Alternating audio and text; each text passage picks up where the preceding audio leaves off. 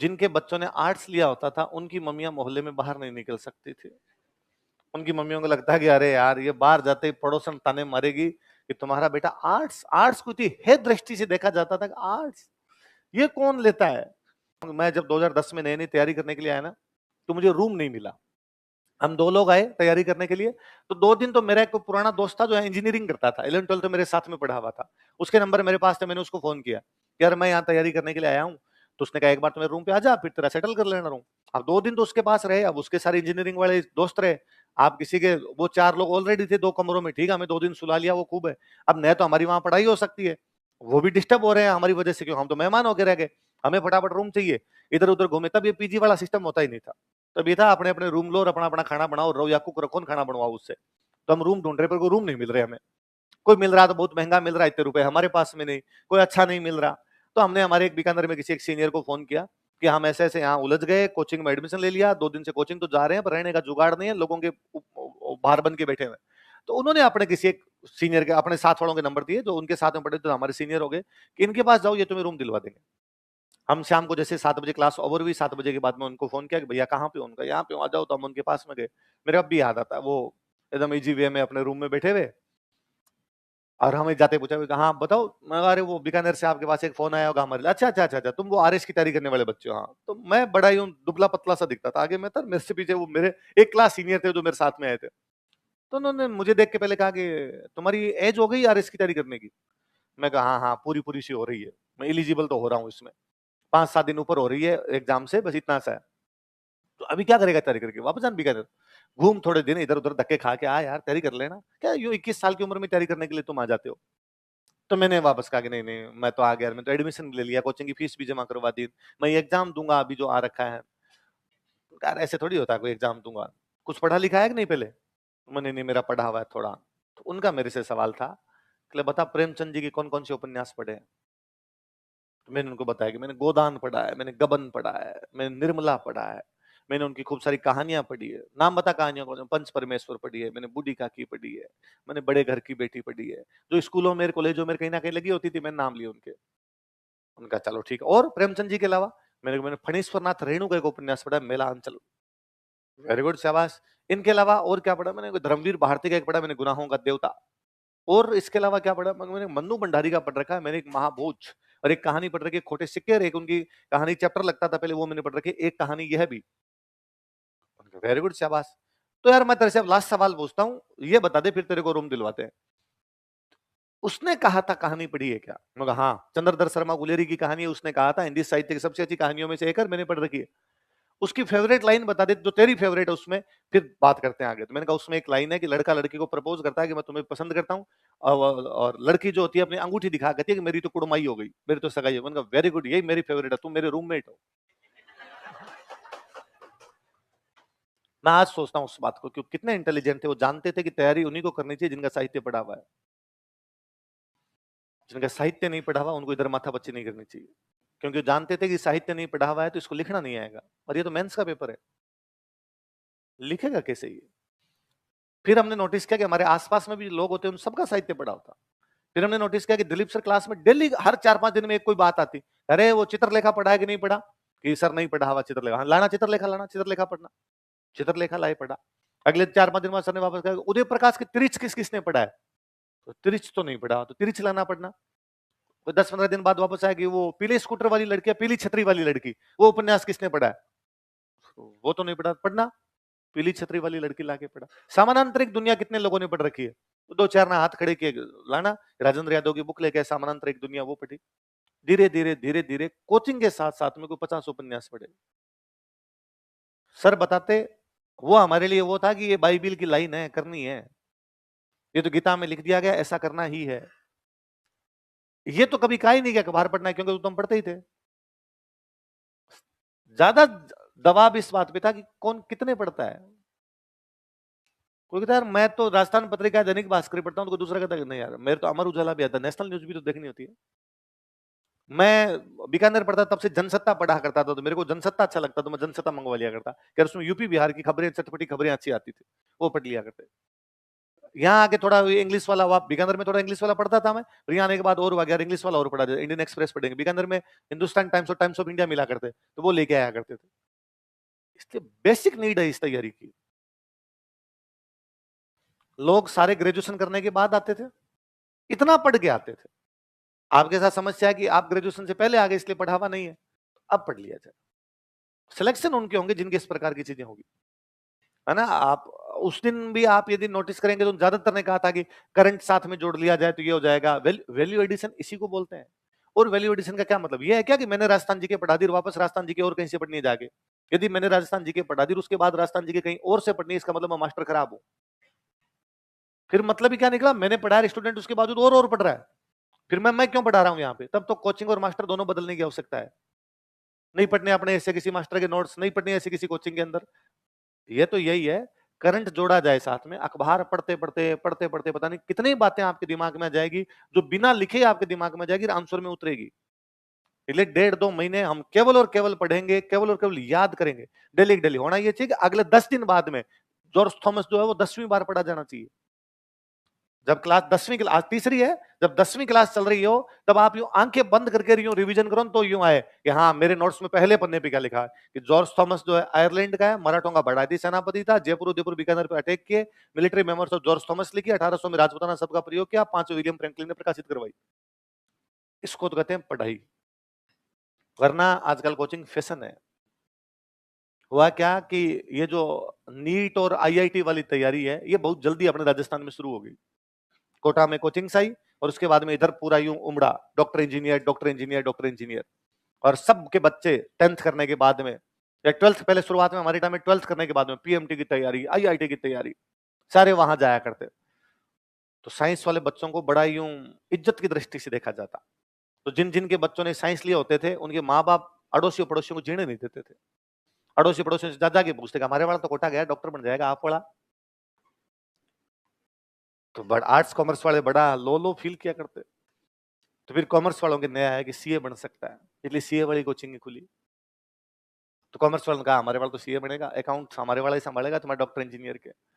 तो जिनके बच्चों ने आर्ट्स लिया होता था उनकी मम्मियां मोहल्ले में बाहर नहीं निकल सकती थी।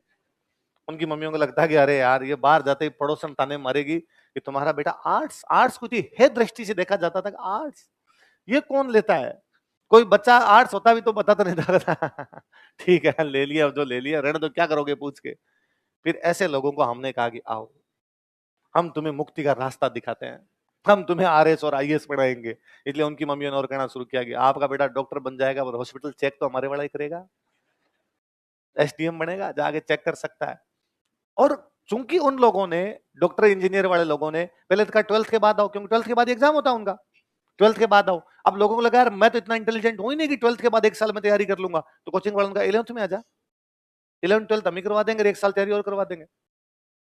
तो लोग 10th के बाद ही जाने लग गए।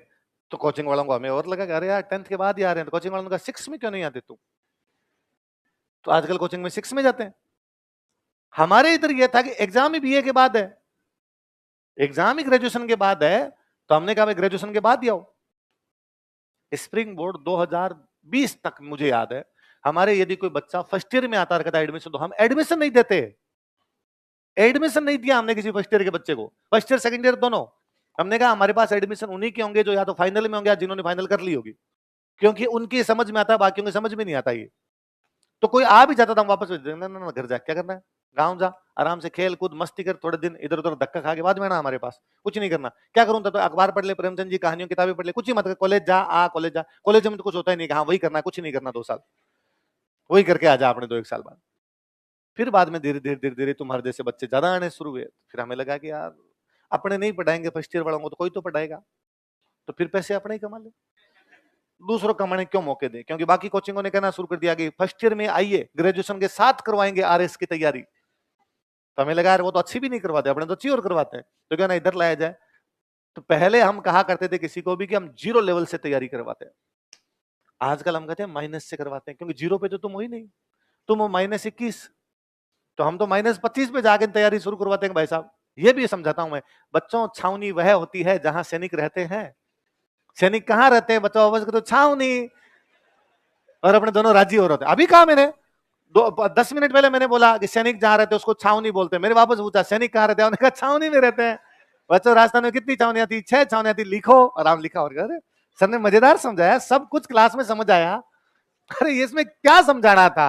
ये पता होना चाहिए ना कि छावनी क्या होती है, पर अपने को समझाना पड़ा। इसका रीजन यही है कि आपने पहले थोड़ा बहुत कुछ भी नहीं पढ़ा हुआ, इसलिए इतने नीचे जाके पढ़ना पड़ता है। कोई बात नहीं, जो हो गया उस पर कोई रिग्रेट नहीं किया जा सकता। व्यक्ति खुद को सुधार ही सकता है, आगे की तरफ जा सकता है, उसका तरीका है। आज से अपने अखबार पढ़िए। क्या पढ़ूं अखबार में? क्या बड़ा सवाल वो पूछता है जिसने 10 साल अखबार पढ़ लिया हो। नहीं, अखबार याद नहीं करना। किसने कहा अखबार याद करना? मेरे तो खुद के याद नहीं होता अखबार। बैठ जा, अखबार केवल पढ़ना है। मैंने उस दिन ही बताया था, आप जब रेगुलर पढ़ते हो मैंने उस दिन एग्जाम्पल भी दिया था कि जब हम पहले दिन ही मैं बता रहा था कि जब हम रेगुलर पढ़ते हैं ना, तो आपको खुद को ही नहीं पता चलेगा कब याद हो गया।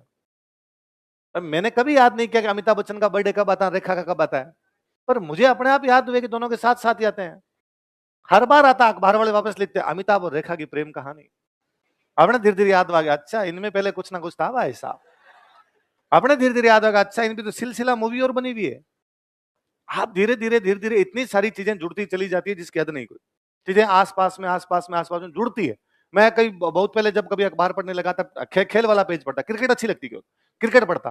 पर अब क्रिकेट वाला जैसे जैसे मैं बड़ा होता चला गया, क्रिकेट वाली न्यूज में जल्दी खत्म कर देता। तो मुझे लगा यार अब तो मेरे पास टाइम और पड़ा है, मैं क्या करूं? तो मैंने टेनिस पढ़ना शुरू कर लिया। उन दिनों टेनिस में 2 प्लेयर खेला करते भारत के बहुत अच्छे, महेश भूपति और लिएंडर पेस। तो महेश भूपति और लिएंडर पेस, तो पेस भूपति की जोड़ी, इंडियन एक्सप्रेस, फलाना ओपन जीत लिया, ये ओपन जीत लिया। धीरे धीरे मेरे दिमाग में अपने आप आया कि अच्छा 4 बड़े टूर्नामेंट होते हैं टेनिस के। जनवरी के आसपास में ऑस्ट्रेलियन ओपन होगा, मई के आसपास में फ्रेंच ओपन होगा, बाद में जुलाई के अंदर विमिल्टन हो जाएगा, और लास्ट साल में जाते जाते यूएस ओपन हो जाएगा। ये 4 बड़े टूर्नामेंट होते हैं। और अपने वाली जोड़ी 2 के फाइनल में पहुंची थी, 2 जीत गई, 2 में हारी, 2 जीत गई। याद हुए आपको नाम? धीरे धीरे और पढ़ा तो आपको पता चला कि पेस भूपति जो है उनमें आपस में लड़ाई होने लगी। पेस भूपति में आपस में लड़ाई होने लग गई है, और आजकल उनकी जोड़ी टूटने लग गई है। अच्छा इनमें लड़ाई भी है, इनकी जोड़ी टूटने लग गई है। धीरे धीरे अपने को और पता चला कि लिएंडर पेस की गर्लफ्रेंड हो रही, उसका नाम रिया पिल्लई, अखबार वालों ने लिखा। फिर मुझे कई दिनों सालों बाद पता चला कि अरे ये तो संजय दत्त की एक्स वाइफ है। अब कौन सा मैंने संजय दत्त की एक्स वाइफ के बारे में जाके पढ़ा था, पर कभी संजय दत्त के बारे में पढ़ा था, उसका पता चला अच्छा इसने 3 ब्याह किए थे। पहले एक से शादी की थी, उसकी डेथ हो गई, फिर रिया पिल्लई थी, आजकल ये मान्यता दत्त तीसरी है। फिर और पता चला अच्छा अपनी फेवरेट मूवी है गंगाजल, और गंगाजल में जो आइटम डांस है वो इस मान्यता दत्त का है। फिर पता चला कि संजय दत्त ने शादी करने के बाद में उस मूवी का आइटम डांस हटवा दिया। आजकल मूवी देखते तो आइटम डांस नहीं आता है। कौन याद, मैं को याद करूंगा मान्यता दत्त का आइटम डांस का नाम बताओ। आप जुड़ती आती थे। अभी अभी मुझे 10-15 दिन पहले लेटेस्ट हम बात कर रहे थे, मुझे हिस्ट्री वाले सर ने बताया कि हम हिस्ट्री में एक बहुत बड़ा कैरेक्टर पढ़ते हैं, माइकल मधुसूदन दत्त। हिस्ट्री में होते मधुसूदन दत्त नाम था, बाद में अपने नाम के माइकल जोड़ लिया था। माइकल मधुसूदन दत्त, और ब्लू मिरर नाम करके बहुत अच्छे से उन्होंने नाटक वगैरह लिखे। और उस समय वो लिव इन के अंदर रहते थे, वैसे एक बंदा था। और अपने समाज सुधारकों में नाम पड़ा जाता है, किसान आंदोलनों में उनके नाम आते हैं। एक बेटे का नाम रखा था अपने जॉन एलन साइड, और एक बेटी का नाम रख लिया था शर्मिष्ठा। शर्मिष्ठा एक बहुत पुरानी अपने कोई एक उपन्यास है, उसकी नायिका हुई है।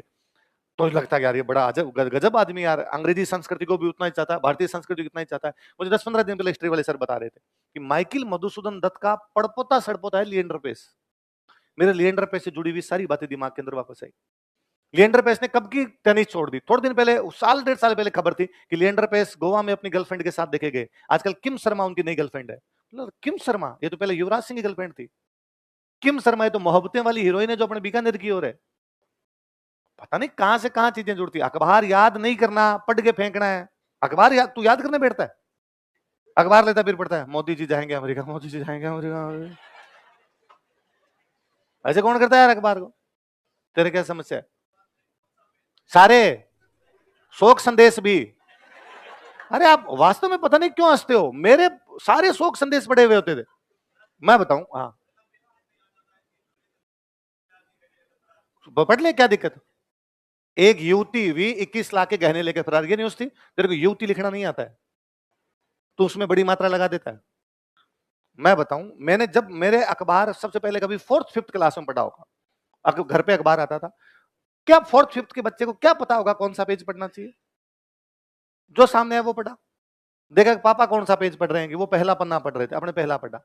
मेरी अब भी अखबार की सबसे जो लास्ट मेमोरी है ना, जो मुझे याद आता है कि मेरे हाथ में कभी अखबार था और मैंने उसमें कुछ न्यूज पढ़ी, वो न्यूज ये है कि अशोक गहलोत पहली बार सीएम बने थे 98। मैं शायद फोर्थ क्लास में रहूंगा और अखबार में पहली न्यूज थी कि राजस्थान में अशोक गहलोत और दिल्ली में शीला दीक्षित होगी मुख्यमंत्री। मेरे को अब भी याद है यार, ऐसी मैं तो अशोक गहलोत का नाम पहली बार पढ़ रहा था। अशोक गहलोत नाम का कोई आदमी दुनिया में रहता है? और उस दिन अच्छा ये कोई मुख्यमंत्री नाम की चीज होती है, ये बनेंगे मुख्यमंत्री बनेंगे अपने। मैंने फोर्थ से शुरू कर लिया, इसलिए उस समय जो सामने आता थोड़ी वो न्यूज, क्रिकेट में खेलता था तो क्रिकेट वाली न्यूज पढ़नी शुरू की। मैं पापा को देखता कि वर्क पहली भरते थे, तो मैंने वर्क पहली भरना शुरू किया। कुछ ही नहीं आता, पापा से पूछ पूछ के भरता। आरामदायक को 6 शब्दों में क्या कहते हैं? वो कहते आगे पीछे वाले दूसरे बता के लिख दे सुविधाजनक। हाँ सुविधाजनक। ये जय आ गया, नीचे लिखा हुआ है कमल, क्या लिखूंगा? जलज। नीचे से वापस हो रहा है जय लय जय, ये लय आ गया। और इधर ये दूसरा शब्द आ रहा है कि ताल, इसको क्या लिखूंगे? लय। ये आगे लिखा हुआ है जो और जो को 2 शब्दों में क्या कहते हैं? हमने कहा लिख दे यव। यव भरा। ये 3 अक्षरों में वस्त्र को लिखना है और वैसे शुरू करना क्या? वसन, प्रहवच याद भी, पता नहीं कितनी सारी चीजें। अब शुरुआत में अब और कुछ समझ नहीं आता तो मैं शोक संदेश पढ़ा करता, वैवाहिक ही पढ़ता। मैंने खूब पढ़े हैं, वर चाहिए वधु चाहिए। 6-7 के बच्चे को, मेरे को तो उस समय 6 में तो वधु नहीं चाहिए होगी, है ना? अब पर फिर भी मैं पढ़ता। अच्छा ये अग्रवाल समाज, ये अकायस समाज, ये समाज, शोक संदेश। मेरे को बड़ा ताज्जुब होता था शोक संदेश कि कई आदमियों को जो शोक संदेश खूब सारे होते हैं, कईयों को तो एक ही क्यों आता है। फिर धीरे धीरे पता चला जिनके खूब सारे होते हैं वो कोई बड़े आदमी है, इसलिए उनके लोगों ने खूब सारे दिलवाए हैं। और जिनका एक दिया उनकी केवल सूचना है कि फलान जी की डेथ हो गई है, तीये की बेटा किस दिन होगी, हम राजे। जगहों के नाम याद होने शुरू हुए कि ये फलाना शोक से निम्बा हेड़ा चित्तौड़गढ़, तो अपने याद हुआ कि निम्बा हेड़ा चित्तौड़गढ़ में है। और कोई जगह मालपुरा टोंक, है ना? मेरे 7 पीढ़ियों में किसी ने जयपुर क्रॉस नहीं किया, तो क्यों इधर वाले इलाकों के नाम पढ़ते? धीरे धीरे और आपको पता चला कि ना ये नहीं पढ़ने होते। आपकी समझ विकसित होती है तो आया कि ना यार क्या पढ़ा जाए। तो मैं कोई 11th-12th में आसपास था, तब ये था कि संपादक की पढ़ने, ऑडिटोरियल पढ़ने, ऑडिटोरियल वाला पन्ना पढ़ा जाए। पर मैं आपको फिर कहूंगा आप सब कुछ पढ़ो, कुछ भी नहीं, ये कतई बुरी बात नहीं। युवती 21 लाख के गहने लेके फरार हुई, युवती लिखना सीखेंगे हम। अब अधिकतम बच्चों को लिखना नहीं आता, ऊ की मात्रा छोटी लगानी बड़ी। आप जयपुर में बड़ी मात्रा लगाते हैं। अखबार सिखाएगा आपको, इतना कुछ सिखाएगा। हम क्या है आजकल तुम्हारे साथ दिक्कत यहाँ आने लग गई, तुम किसी भी काम को करने से पहले उसमें क्यों कैसे कब जोड़ लेते हो ना। ब्लाइंड फेथ, पढ़ना है तो पढ़ना है। ये रहे ना, मैं कहता हूँ दिलीप सर ने जब कभी कहा होगा ना कि उदय प्रकाश का त्रिच पढ़ना, उस दिन शाम को त्रिच लाए थे उधार मांग के रुपए। कभी किसी ने नहीं पूछा कि उपन्यास पढ़ने से सिलेक्शन कैसे होगा। सर ने कहा है तो कुछ ना कुछ तो काम आता है, आएगा ही। पढ़ा, अगले 10 दिन तक उस पे क्लास में बैठे किसी स्टूडेंट से डिस्कस और किया 7 वाले से, तूने पढ़ा त्रिच, वो कैरेक्टर कैसे लगा तुझे? क्रिएटिविटी खुलती है दिमाग की। आप किसी से बात करने लगते हैं, किसी कैरेक्टर पे बात करने लगते हैं, कैरेक्टर की तरह सोचने लगते हैं। साहित्य उपन्यास इतना कुछ सिखाता है हमें। ये सवाल सब बंद कीजिए और आप ये तो मानिए कि कोचिंग क्या चाहती है, अधिक से अधिक सिलेक्शन हो या कम से कम हो। तो अधिक से अधिक सिलेक्शन होने के लिए जिन जिन चीजों की आवश्यकता होती है सब बताएंगे। मैं क्या आपको पहले से पर्सनली जानता हूं किसी को? तो क्या मेरी और आपकी कोई दुश्मनी हो सकती है? क्या मैं ऐसा कर सकता हूं कि मैं आपको कह दूंगी अखबार पढ़ो और मन ही मन सोचता हूं बर्बाद कर दूंगा? ये तो अखबार पढ़ेंगे, नोट्स तो पढ़ेंगे नहीं, सब फेल हो जाएंगे, मजा आ जाएगा। इस बैच में से किसी का सिलेक्शन होने तो घाटा है ना। जब सिलेक्शन नहीं होंगे तो कोचिंग के सिलेक्शन कम होंगे, कोचिंग के सिलेक्शन कम होंगे तो कोचिंग में बच्चे कम आएंगे, कोचिंग में बच्चे कम आएंगे तो सर हमें निकालेंगे कि जाओ। तो मैं तो यही कहूंगा ना, खूब सारे हो। खूब सारे होने का मैं तरीका जानता हूँ यार। खूब सारे तभी हो सकते हैं जब बच्चों का दिमाग खूब विकसित होगा। दिमाग विकसित होने क्या तरीके? ये तरीके हैं, ये काम में लिया जाए तो पल्ले बड़ी चीज है तो करना। इतने यूं क्यों कब कैसे कुछ ही नहीं है, पढ़ना है ना, अखबार पढ़ना है जो अच्छा लगे। टेम्पो ट्रेलर की भिड़ंत में 8 मरे 9 घायल, भिड़ंत में नया कहाँ आता है पता चलेगा? डय के नीचे बिंदी लगी है कि नहीं लगी पता चलेगा। नया नहीं, ऊपर यदि बिंदी आई तो कहां पर बिंदी आई तुम्हें नहीं आता है, क्यों कहां लगानी है कहां नहीं लगानी है, उसके बारे में हम जानेंगे। टेम्पो ट्रेलर, टेम्पो में 2 मात्रा आएगी, टय के ऊपर एक आएगी, ओ के ऊपर एक आएगी कि 2 आएगी। ट्रेलर कैसे लिखेंगे? बिंदी कहां पे लगेगी? टेम्पो ट्रेवलर मैं लगाएंगे कि नया लगाएंगे? क्या मैं और नया दोनों के लिए बिंदी आ सकती है? हमें नहीं आता ये भी। सर्राफा बाजार में सोने के भाव में बढ़ोतरी, पढ़ो ना क्या है, पता चलेगा यार इसको सर्राफा बाजार कहते हैं। ये जो सेंसेक्स ऊपर गया नीचे गया, पता चलेगा ना सेंसेक्स क्या होता है। इकोनॉमी वाले सर जब पढ़ाएंगे सेंसेक्स ही होती है, तो अपने को इतना तो पता कि सेंसेक्स क्या है, वरना इकोनॉमी वाले सर कहते हैं हाँ सेंसेक्स ऊपर चला गया, और स्टूडेंट बेटा बेटा सोचता है कि ये सेंसेक्स क्या होता है। पूरी क्लास ले ली, बच्चे को बता दिया विजय माल्या इसलिए भाग गया, उसने एक एयरलाइंस कंपनी खोल ली थी, एयरलाइंस कंपनी में ये हुआ, एयरलाइंस कंपनी में ये हुआ, और क्लास खत्म होने के बाद बच्चे ने आगे पूछा सर एयरलाइंस क्या होती है? क्या गलती उस बच्चे की, वो सीख की नहीं है कुछ। ऐसा अपने साथ नहीं होना चाहिए। इसलिए आसपास की चीजें, खूब सारी बातें सिखाई गई आपको, पल्ले बड़ी चीज है।